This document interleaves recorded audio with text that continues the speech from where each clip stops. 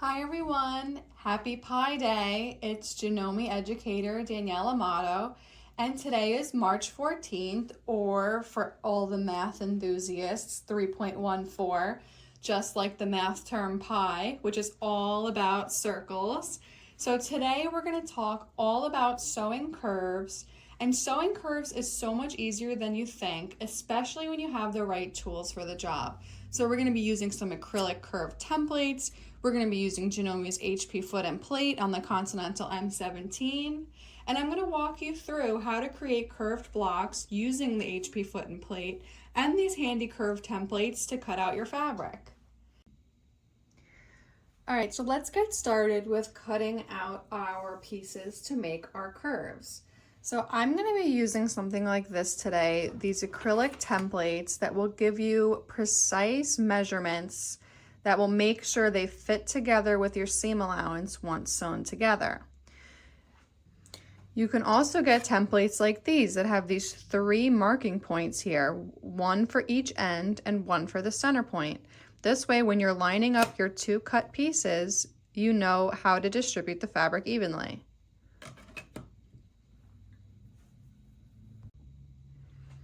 So let's get started with the center pie part of my Pi Day block.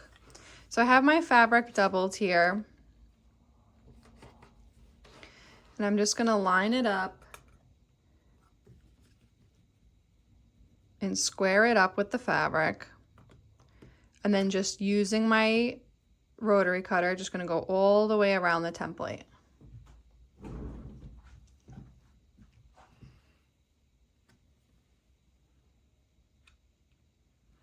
Now I'm doing this on an angle for the camera, so bear with me.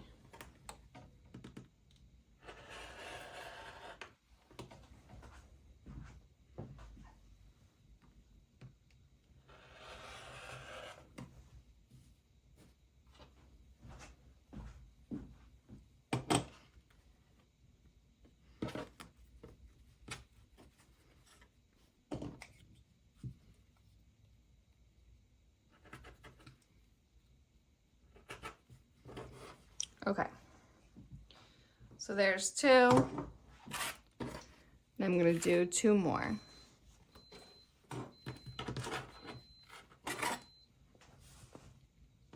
Am I going to fit over here? Yes. Okay, having that lined up. Again, I'm cutting on an angle, so. Okay, there we go. That was a nice cut. Make sure I didn't lose my place here. Cutting on camera is not the easiest thing to do. Okay, now to our sides.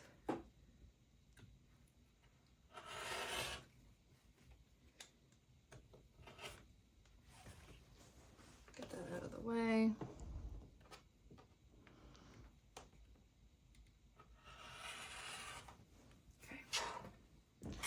All right, so now you'll see I have 4 pieces here.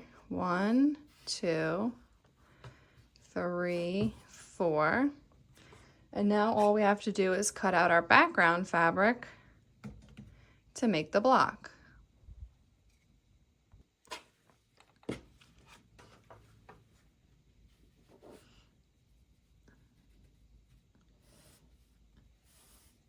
Okay. Here's my other piece. So I also have the fabric doubled, so I'm going to get 2 out of this. I have my rotary cutter. Always make sure you have a nice sharp blade. Again, I'm cutting on an angle for you guys so you can see, so this feels a little bit tougher than usual. Okay, now for the little top part. Okay, now for the curve. I think I just moved the template a little.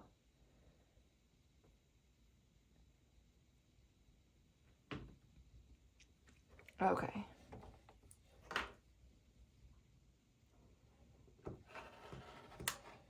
And just go slow and be gentle. And if you have to go back over it again, you can. Sometimes those tight curve parts, I noticed the blade doesn't quite pick up what it's cutting, and it might be because I need a new blade.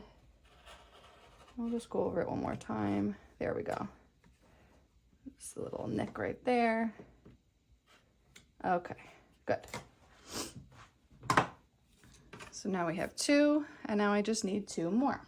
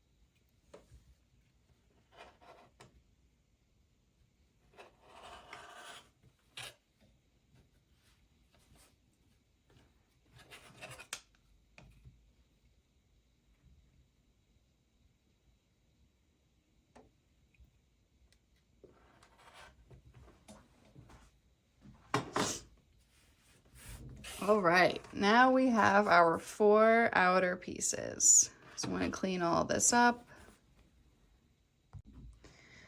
All right, so let's take another look at what we're working with now that we cut the pieces out. So we have our pie here, like this. And then each of these pieces will lay like this once they're sewn together. There and there.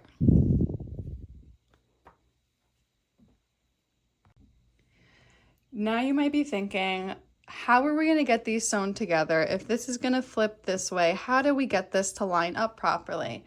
But this is actually way easier than you think it will be. And what I like to do is just mark our centers first and then lining up our ends. So I'm going to fold this in half. And I'm going to give it a little crease on the fold there. And I'm going to just use my ruler. I like to use this instead of an iron so it doesn't feel like such a permanent press. It's just easier to get out later when you press it. So then when I open it back up, can you see? There's just a little crease there. And then I'm going to do the same thing on the midpoint of the outer curve and a midpoint of the inner curve here. So I'm going to fold this in half now. And right where my thumb is, I'm going to take my roller again and just give it a little press right there. So now when I go to line these up, I'm going to start with that point like that. And then I can match my ends and match my ends. But let me go ahead and mark the rest of these and then we'll get to the pinning part.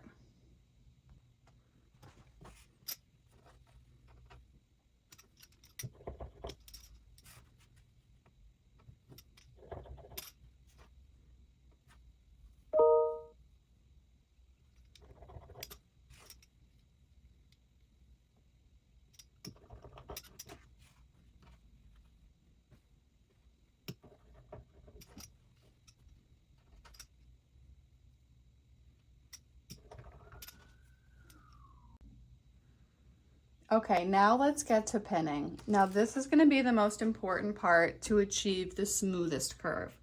So we're going to take one of our outer pieces and one of our inners, and the first thing we want to do is match those center crease marks that I made.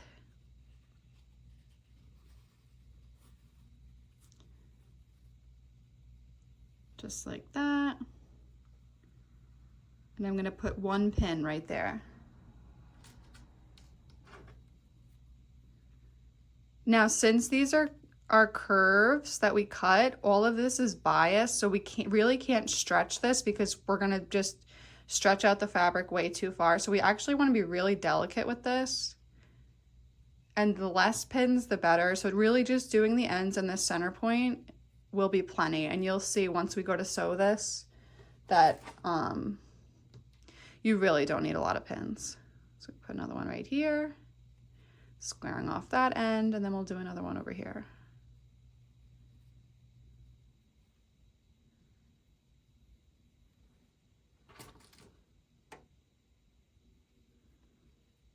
Okay, so I have 3 pins, and then once this lays flat and we're at the machine, we'll be able to kind of just pull this and guide this gently, just so it, see how it already like wants to line up with each other? And then we'll just sew right along there.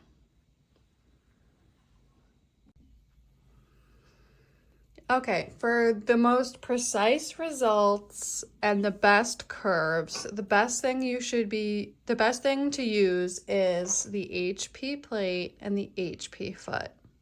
This foot is super narrow and it acts kind of like an industrial foot, and it will give you that 1/4 inch seam. And since it's more narrow, you have like more control where it's turning, that you can really just glide right through your curve. So let's get this on the machine. Let's switch out our plate.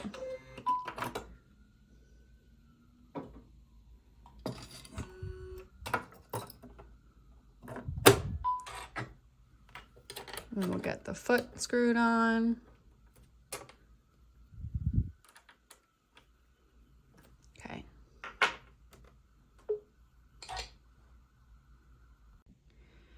Now when you look at your screen, since I put the HP plate in, the screen automatically changed to give me only the options that I can use with the HP plate. So it's telling me I should be using the HP foot, and it's giving me my few options of straight stitches to use with the HP plate and foot. Because don't forget, the HP plate acts like a straight stitch needle plate where there's just that one hole to use, so we can't use anything that requires any needle position movement, no zigzag, no nothing. So it's giving us just the straight stitches that are most useful with the HP foot. Okay, now that all of our settings are correct on the machine, let's get to sewing. So don't forget, we have 3 pins here, 1 on each end and 1 right in the center. And I'm going to line this up right under the foot, using the edge of the foot as my guide. And I'm going to sew right up to that first pin and then remove it. And now this is where the fun part begins. This might seem a little crazy at first, but it's really not that bad. So you can kind of see the fabric's already like acting like it wants to line up with this. Now that we're like turning the curve opposite way, it like wants to bow with the bottom fabric. So really all I'm doing is keeping my finger on the next pin, and I'm just stretching it slightly, not too much, but just enough that like it starts to flatten out and they both start to line up. And once it gets to a point where like I'm happy with it and how it's lined up and how it's laying, then I can keep going, watching the edge of my presser foot, slowly turning the fabric. And go slow with this at first to get used to it. Okay, next pin's here, so I'm going to pull that out. And same thing. So now I have my other pin here, and I'm going to kind of just maneuver this fabric slightly, turn a little bit, and I'm going to kind of push this gently so that it matches up with the bottom layer. And you can see how it starts to lay together really nicely. So I'll sew a few stitches, then I'll adjust if I have to, but this looks pretty good. This one's really good. Keep going. You can see how much visibility and control you have with the HP foot. I don't want to get that tuck right there. See if I can flatten that out.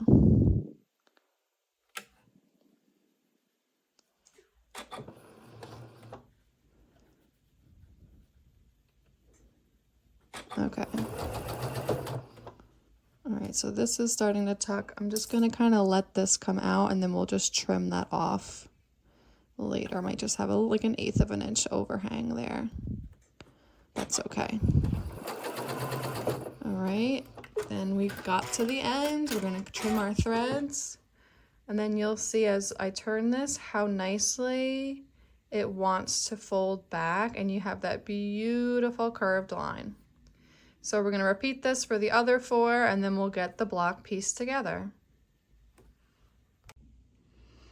All right, now it's time to press our seams. So the first thing we're going to do is from the back, we want our seam allowance to be pressed towards the convex seam, this outer curve. So I'm going to lay it flat like this, give it a little press so it wants to go that way, and then we'll flip her over and give it a harder press.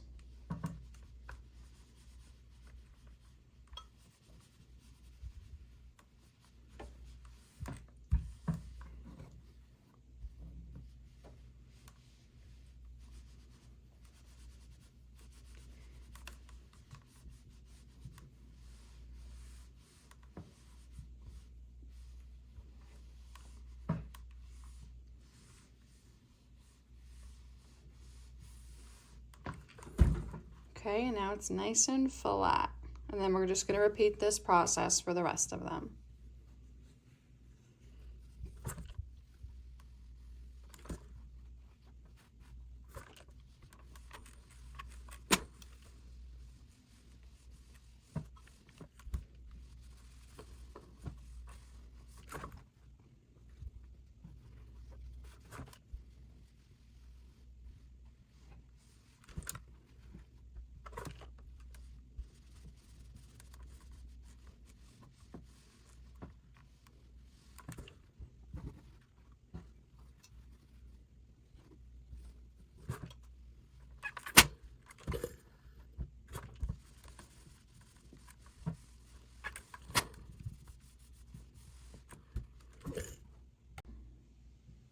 Okay, now that we have them all ironed, all we have to do is get this piece together, and we have our pie, just like that.